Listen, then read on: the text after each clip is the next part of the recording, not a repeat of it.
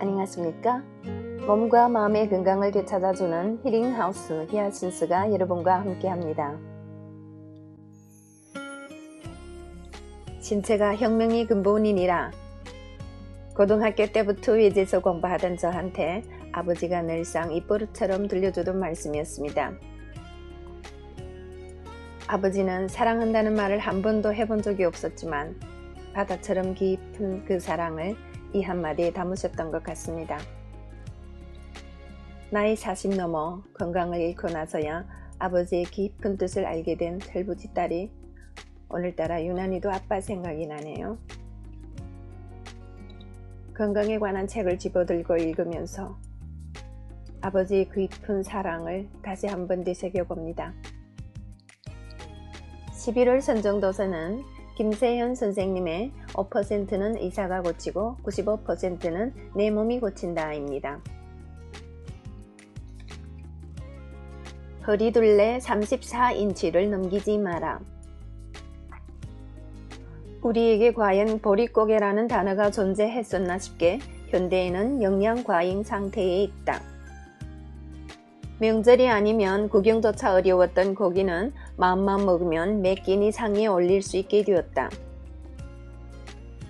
그 결과 입은 즐거워졌지만 비만이 대국민적인 관심사로 떠올랐다. 비만에 대한 걱정은 비단 우리만의 문제가 아니다. 의학과 과학 분야에서 최첨단을 달리는 미국조차 비만을 해결하지 못해 쩔쩔매고 있다. 여자들이 미용을 이유로 성형외과에서 받곤 하는 지방흡입술의 경우 부분적인 지방관리만 해주기 때문에 비만에 대하여 원천적인 해결책이 되지 못하고 있다. 비만은 그 자체로도 미적인 결함을 초래하지만 무엇보다 건강에 타격을 주기 때문에 하루빨리 해결하지 않으면 안 된다. 모든 대사질환, 심지어 정신질환에 이르기까지 비만과 관련되지 않은 질환이 없다고까지 할 정도다. 대사증후군의 진단 기준 중 가장 중요한 것이 복부 비만 정도와 팔다리 근육의 부실도를 점검하는 일이다. 복부 비만은 배에 과도한 지방이 축적된 상태로 한국인의 허리둘레 기준으로 남자 90cm, 35.4인치, 여자 85cm, 33.5인치 이상인 경우에 해당된다.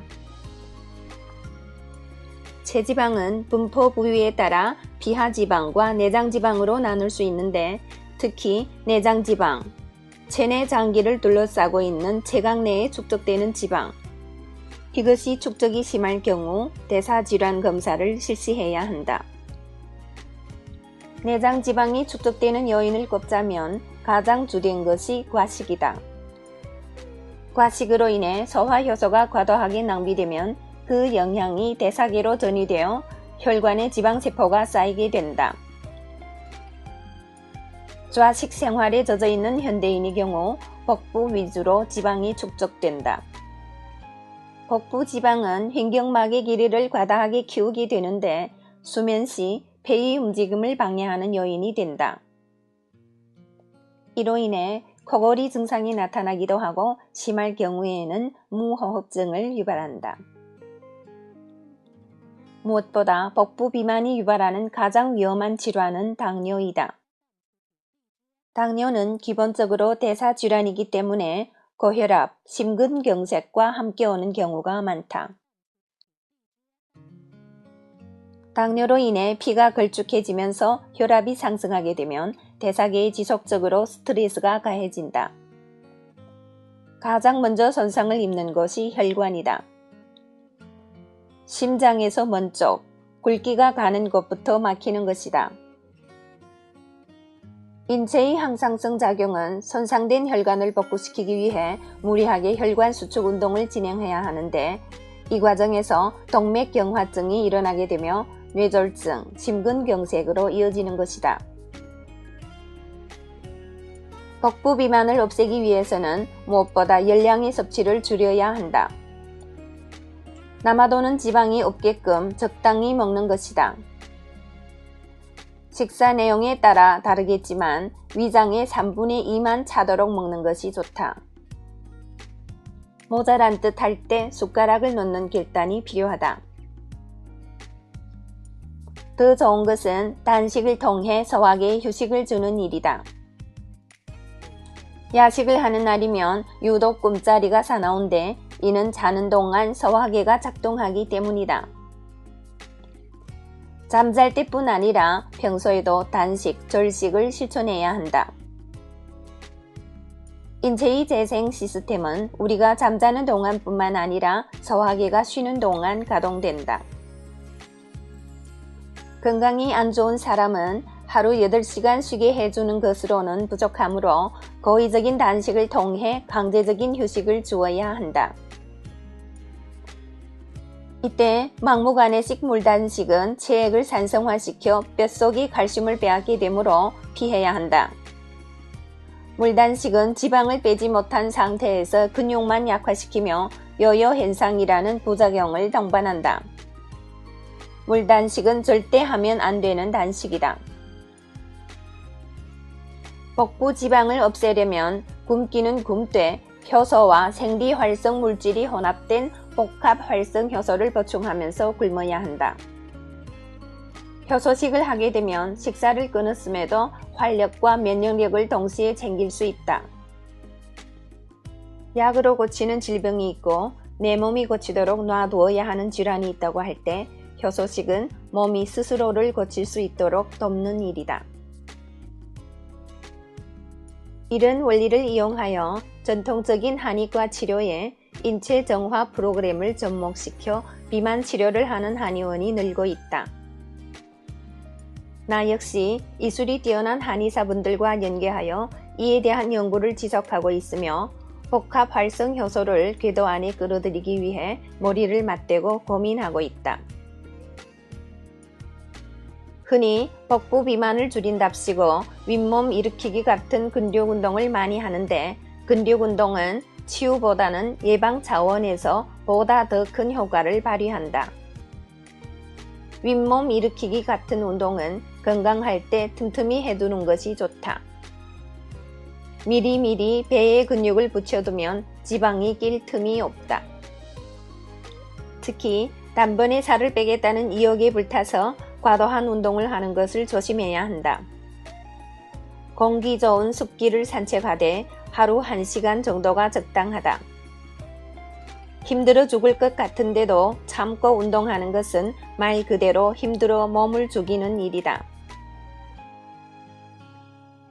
프라이팬에 삼겹살을 태우면 연기가 나면서 그을음이 발생하는데 인체도 마찬가지다. 지방을 과하게 흔들면서 연소시키게 되면 체내 그을음이 발생하여 피가 급격하게 탁해진다. 이런 행동 역시 대사효소의 낭비를 가져온다. 심한 운동을 통해 살을 뺀 사람의 경우 피부에 탄력이 없고 얼굴이 헬쑥해진 것을 알 수 있다. 주위 사람들을 보면 배가 나와도 팔다리가 굵은 사람은 대사증후군이 없지만 팔다리 근육이 부실하면서 복부 비만이 심한 사람은 대사증후군 발생률이 높은 것을 알 수 있다. 사람은 하지의 전체 근육이 3분의 2가 분포되어 있다. 우리가 육상을 기초운동으로 분류하는 것도 다리 근육을 사용하여 몸을 움직이기 때문이다. 달리기만 꾸준히 해도 근육 문제를 해결할 수 있다. 말했듯 숨이 턱에 닿을 정도로 뛰는 것은 자제하는 것이 좋고 가벼운 조깅을 권한다. 시간이 없는 직장인의 경우 제자리에서 앉았다 일어나는 운동만으로도 하지를 단련할 수 있다. 중요한 것은 꾸준함이지 운동이 강도가 아니다. 옛 어른들은 사람은 하체가 튼튼해야 한다고 했다. 근육은 단백질이 저장소로서 인체 건강에 있어 대단히 중요한 비중을 차지한다. 효소 역시 단백질 없이는 존재할 수 없는데 효소 자체가 단백질 분자로 구성되었기 때문이다. 또한 근육은 대표적인 발열 기관이다.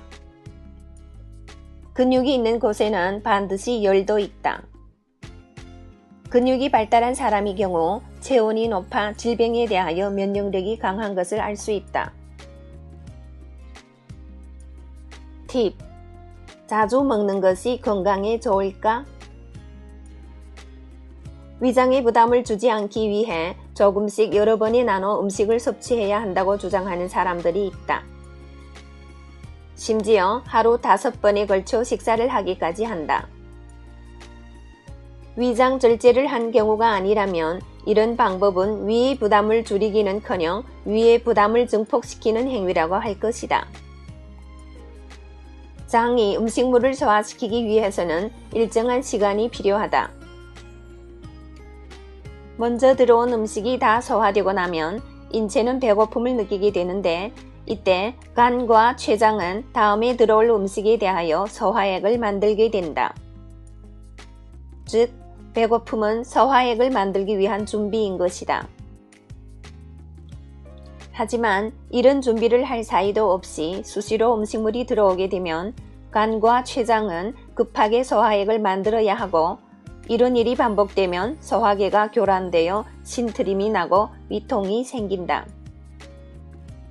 또한 먼저 먹은 음식을 소장에서 마무리, 소화 흡수하던 일을 중단하고 위장으로 들어온 음식물을 소화시키게 되면 소장이 음식물 체류 시간이 길어져 이상 발효 현상이 일어나 혈액이 탁해지는 원인이 된다.